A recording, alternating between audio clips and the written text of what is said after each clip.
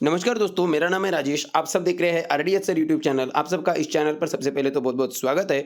दोस्तों, आज की अपडेट कौन बनेगा करोड़पति के सीज़न 14 में 13 अप्रैल 2022 को जो आईवीआर कॉल आया हुआ था, उसी के संदर्भ में है। इसके पहले की वीडियो में मैंने जो कल 13 अप्रैल 2022 को आईवीआर कॉल आया था या इसके बाद जैसे भी आईवीआर कॉल आएगा, तो उसमें आईवीआर कॉल में शुरुआत में जो है कुछ प्रश्न पूछे जाते हैं। मैं आईवीआर क्वेश्चंस जो होते हैं, जो वैकल्पिक या जनरल नॉलेज क्वेश्चंस जो है, उनकी बात नहीं कर रहा हूँ। उस तक मतलब वहाँ तक पहुँचने के लिए कुछ 7-8 प्रश्न पूछे जाते हैं। जैसे भाषा का चयन हो गया, ऐज वगैरह हो गई या बाकी सब प्राथमिक जानकारी जो भी आपको एंटर करने के लिए बोला जाता है, जिसको हम रजिस्ट्रेशन करते वक़्त ऑलरेडी डाल चुके हैं। तो वही जानकारी फिर से पूछी जाती है। तो वो जानकारी एंटर करते वक़्त क्या-क्या सावधानियाँ बरतनी चाहिए, उसके बारे में मैं इसके पहले एक वीडियो ऑलरेडी बना चुका हूँ, जिसको आप इसी वीडियो का पार्ट 1 समझ सकते हैं। और उस वीडियो में फिर मैंने बताया था कि जो प्रश्न है जनरल नॉलेज वाले, जो 3 प्रश्न, जिसमें से 2 ऑब्जेक्टिव क्वेश्चंस और एक जो है वो एनटीसी यानी नियर टू करेक्ट आंसर वाला क्वेश्चंस है, उसको मैंने बोला था कि अगले वीडियो में मैं बताऊँगा। तो दोस्तों, वही क्वेश्चंस आपके लिए इस वीडियो में मैं लेकर आया हूँ। और इस वीडियो में आपको कल 13 अप्रैल 2022 को पूछे गए 3 प्रश्न और उसके सिर्फ उत्तर नहीं मिलेंगे, बल्कि उन 3 प्रश्नों के संदर्भ में उस प्रश्नों से संबंधित, ऑप्शन से संबंधित, उत्तर से संबंधित एक्स्ट्रा जानकारी भी आपके लिए मैं लेकर आ रहा हूँ। अर्थात डिटेल एक्सप्लेनेशन के साथ तीनों प्रश्नों पर हम चर्चा करने वाले हैं आज के इस वीडियो में। और करके जो आज की जो वीडियो है, वो वीडियो थोड़ी-सी लंबी भी होने वाली है, परंतु आप को पता ही होगा, इसके पहले भी कौन बनेगा करोड़पति या कौन होणार करोड़पति में जो भी मैं अतिरिक्त जानकारी साझा करते आया हूँ, चाहे वो प्रश्नों के बारे में हो, विकल्पों के बारे में हो या उत्तर के बारे में हो, उस जानकारी पर आधारित काफ़ी सारे प्रश्न बाद में मेन गेम में या फिर आगे के जो आईवीआर कॉल्स है, उनमें काफ़ी बार पूछे गए हैं। मैं ये दावा नहीं करता कि ऐसा होगा, परंतु आप अगर प्रश्न नहीं भी पूछा जाता, तो भी आपके ज्ञान में, एक नॉलेज में वो चीज़ ज़रूर रहेगी। और मेरा ऐसा मानना है कि काफ़ी बार पढ़ी हुई जानकारी इंसान भूलता है, पर इस तरीके से जो हम जानकारी ग्रहण करते हैं, तो वो आदमी भूलता नहीं है या बहुत रेयरली ही भूलता है। और करके मुझे जो भी जानकारी है उन 3 प्रश्नों से संबंधित, वो जानकारी मैं आपके लिए इस वीडियो में लेकर आया हूँ। तो दोस्तों, अंत तक बने रहिएगा इस वीडियो में और साथ ही इस वीडियो को शुरुआत में ही लाइक अवश्य कर दीजिएगा। अब हम 13 अप्रैल 2022 को आईवीआर कॉल पर जो रजिस्ट्रेशन प्रोसेस से संबंधित 7-8 प्रश्न पूछे जाने के बाद फिर जो क्वेश्चंस, जनरल नॉलेज क्वेश्चंस पूछे गए हैं, प्रश्न देख लेते हैं हम। ये देखिए, पहला प्रश्न कल पूछा गया था 13 अप्रैल को। 2022 आईपीएल में किन 2 शहरों की नई टीमें शामिल हैं? अंग्रेजी में यह प्रश्न कुछ इस तरीके से पूछा गया होगा, which 2 cities new teams are included in the 2022 IPL. तो दोस्तों, आपको पता होगा 2022 की आईपीएल में कुल 10 टीमें खेल रही हैं और ऑप्शंस देख लेते हैं, जिसमें से 2 टीमें नहीं हैं। तो वो 2 टीमें कौन सी है करके प्रश्न है। यहाँ पे ऑप्शंस है, ऑप्शन 1 या एबीसीडी नहीं है, 1 2 3 4 ऑप्शन है, क्योंकि आपको वही ऑप्शन कीपैड ऑन करके, मतलब डायल पैड ऑन करके या कीपैड ऑन करके एंटर करके वो नंबर प्रेस करके आपको देना होता है। तो ऑप्शन 1 है लखनऊ और अहमदाबाद, ऑप्शन 2 रांची और कोची, ऑप्शन 3 पुणे और जयपुर, ऑप्शन 4 पटना और चंडीगढ़। दोस्तों, इसका उत्तर आप जो भी आईपीएल को देख रहे हैं उनको पता ही होगा। इस बार आईपीएल में 10 टीमें खेल रही है, अक्सर 8 टीमें खेलती है। इस बार 2 टीमें नहीं आई है और वो 2 टीमें कौन सी है आपको पता ही होगा। पर जैसा कि मैंने बताया था, मैं कुछ सिर्फ उत्तर नहीं बताऊंगा, कुछ एक्स्ट्रा भी इंफॉर्मेशन दूंगा। तो पहला ही ऑप्शन जो है लखनऊ और अहमदाबाद, वो बिल्कुल सही उत्तर है इस प्रश्न का। एकदम सही उत्तर है लखनऊ और अहमदाबाद। और दोस्तों, लखनऊ की जो टीम है वो है लखनऊ सुपर जायंट्स। और इस टीम के बारे में अगर मैं आपको अतिरिक्त जानकारी दूँ, तो ये संजीव गोयनका जी की ये टीम है और केएल राहुल इसके कप्तान है और एंडी फ्लावर इस टीम के कोच है। और ये उत्तर प्रदेश लखनऊ को बिलोंग करती है ये टीम।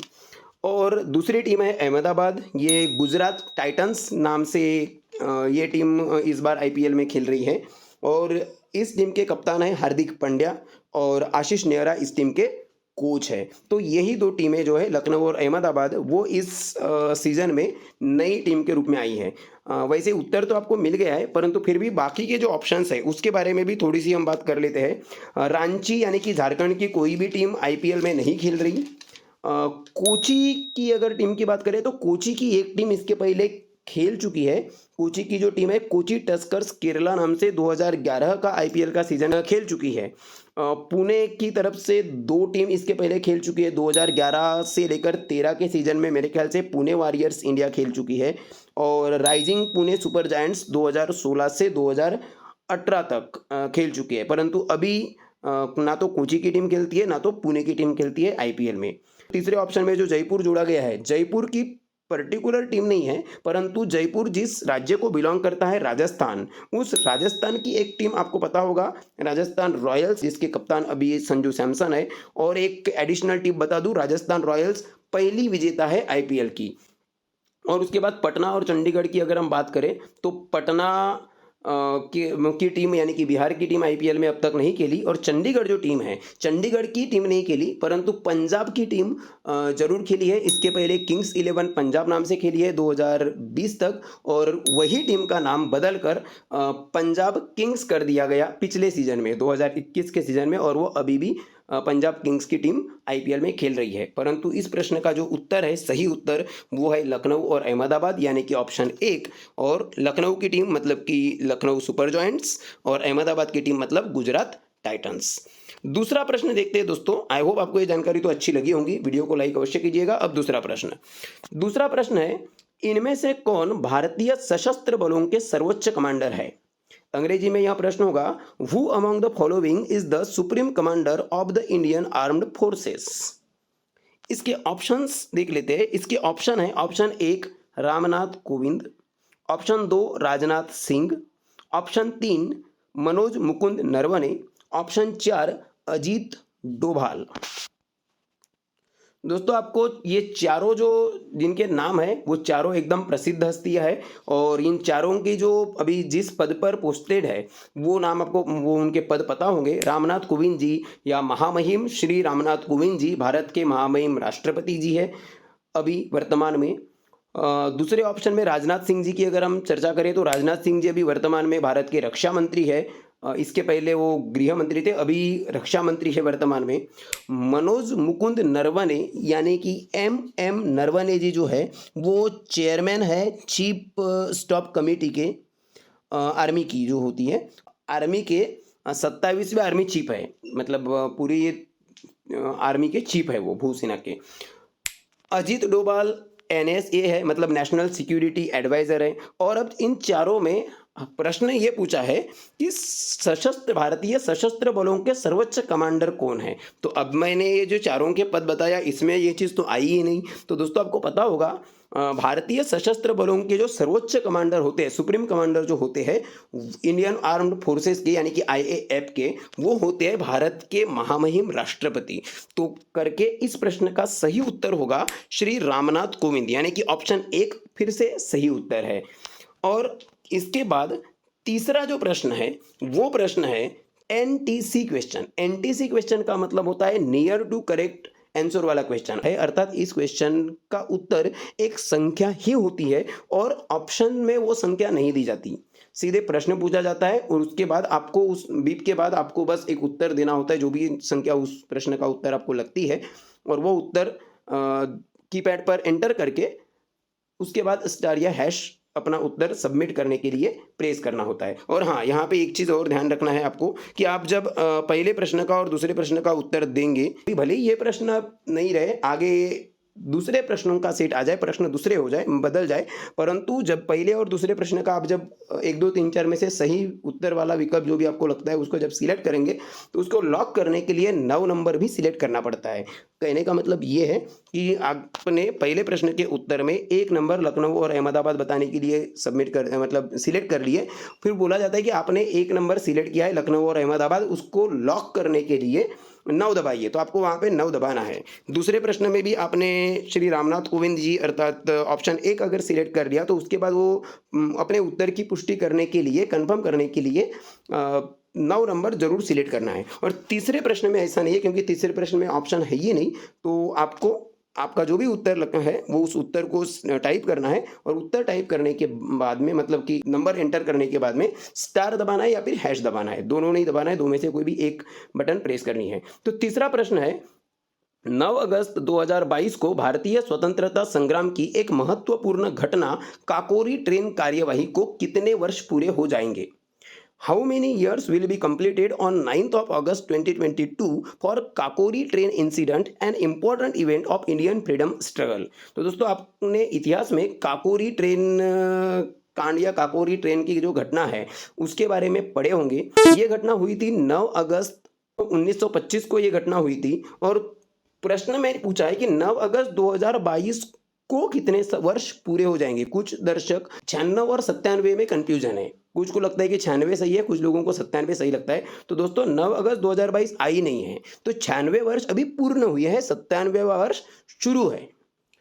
परंतु यह प्रश्न ये लिखा है कि कितने वर्ष 9 अगस्त 2022 को पूरे हो जाएंगे। तो 9 अगस्त 2022 जब आ जाएगा तब 97 वर्ष पूरे हो जाएंगे करके इसका सही उत्तर है 97। और इस काकोरी ट्रेन कांड के बारे में अगर मैं आपको एक छोटी सी जानकारी बता दूं तो ये अशफाक उल्ला खान जी जो है उनको मतलब इस घटना के मास्टरमाइंड माना गया था और उनको बाद में फांसी भी दी गई, जो भारत के वीर बहादुर थे।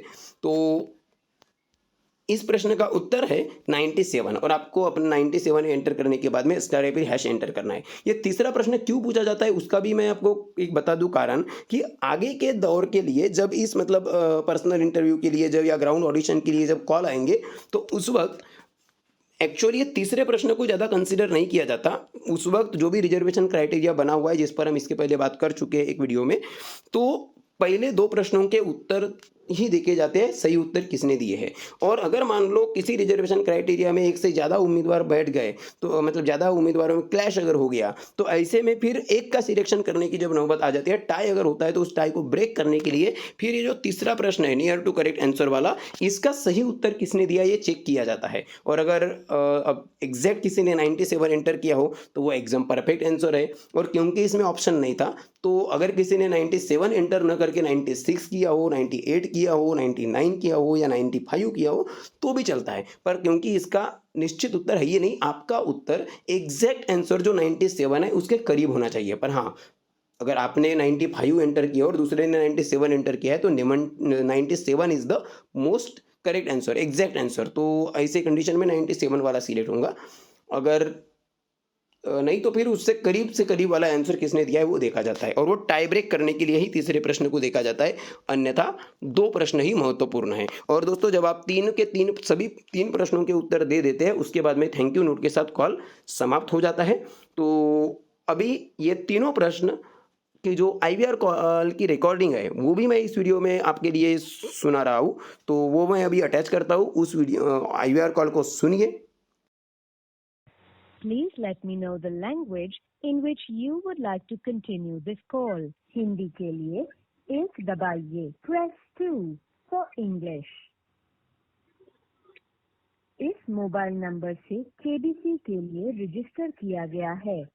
मैं रजिस्टर करने वाले व्यक्ति से बात करना चाहती हूँ। यदि आपने रजिस्टर किया है तो 1 दबाइए। यदि आपने रजिस्टर नहीं, यदि आप अगले राउंड के लिए चुने जाते हैं तो आपको मई 2022 और जून 2022 के बीच ग्राउंड ऑडिशन के लिए यात्रा करनी होगी। क्या आप इस दौरान उपलब्ध रहेंगे? यदि हाँ तो 1 दबाइए। यदि नहीं तो यदि आप ऑडिशन के बाद मुख्य दौर के लिए चुने जाते हैं तो आपको जुलाई 2022 और दिसंबर 2022 के बीच कुछ दिनों के लिए शूट के लिए मुंबई आना पड़ सकता है। क्या आप इस दौरान शूट के लिए उपलब्ध रहेंगे? यदि हाँ तो 1 दबाइए। यदि नहीं, कृपया अपना रजिस्ट्रेशन पूरा करने के लिए अब पूछे जाने वाले प्रश्नों के उत्तर दें। 9 अप्रैल 2022 तक पूर्ण वर्षों में अपनी आयु दर्ज करें। अपनी आयु बीप के बाद कीपैड पर टाइप करें। कृपया अपना जेंडर चुनें। यदि आप पुरुष हैं तो 1 दबाइए। यदि आप महिला हैं तो 2 दबाइए। यदि आप ग्रेजुएट हैं तो 1 दबाइए। यदि नहीं तो 2 दबाइए। इनमें से कौन सी श्रेणी आपके कामकाज का सबसे अच्छा वर्णन करती है? अगर आप सरकारी कर्मचारी हैं या सशस्त्र बलों में हैं तो 1 दबाइए। यदि आप स्वनियोजित हैं या उद्यमी हैं तो 2 दबाइए। IT, BPO या कानूनी अथवा वित्तीय सेवाओं के लिए 3 दबाइए। यदि आप शिक्षक, छात्र, शोधकर्ता या वैज्ञानिक हैं तो कृपया 4 दबाइए। यदि आप एक किसान हैं या खाद्य प्रसंस्करण क्षेत्र में हैं तो 5 दबाइए। यदि आप क्या आप KBC हिंदी के पिछले किसी भी सीजन में हॉट सीट तक पहुंचे हैं? यदि हाँ तो 1 दबाइए, यदि नहीं तो 2 दबाइए। अब आपको 3 सवालों के जवाब देने होंगे। आपका पहला सवाल है, 2022 IPL में किन 2 शहरों की नई टीमें शामिल हुई हैं? 1 दबाइए यदि आपका उत्तर है लखनऊ और अहमदाबाद। 2 दबाइए यदि आपका उत्तर है रांची और कोच्चि। 3 दबाइए यदि आपका उत्तर है पुणे और जयपुर। 4 दबाइए यदि आपका उत्तर है पटना और चंडीगढ़। लखनऊ और अहमदाबाद। पुष्टि करने के लिए 9 दबाएं। आपका दूसरा सवाल है, इनमें से कौन भारतीय सशस्त्र बलों के सर्वोच्च कमांडर इन चीफ हैं? 1 दबाइए यदि आपका उत्तर है रामनाथ कोविंद। 2 दबाइए यदि आपका उत्तर है राजनाथ सिंह। 3 दबाइए यदि आपका उत्तर है मनोज मुकुंद नरवणे। 4 दबाइए यदि आपका उत्तर है अजीत डोभाल। रामनाथ कोविंद। पुष्टि करने के लिए 9 दबाएं। ये आपके लिए तीसरा और अंतिम प्रश्न है। इस प्रश्न का उत्तर एक संख्या है जिसे आपको अपने मोबाइल फोन के कीपैड पर टाइप करना है और उसके बाद स्टार या हैश दबाकर अपने जवाब की पुष्टि करनी है। 9 अगस्त 2022 को भारतीय स्वतंत्रता संग्राम की एक महत्वपूर्ण घटना काकोरी ट्रेन कार्यवाही के कितने वर्ष पूरे हो जाएंगे?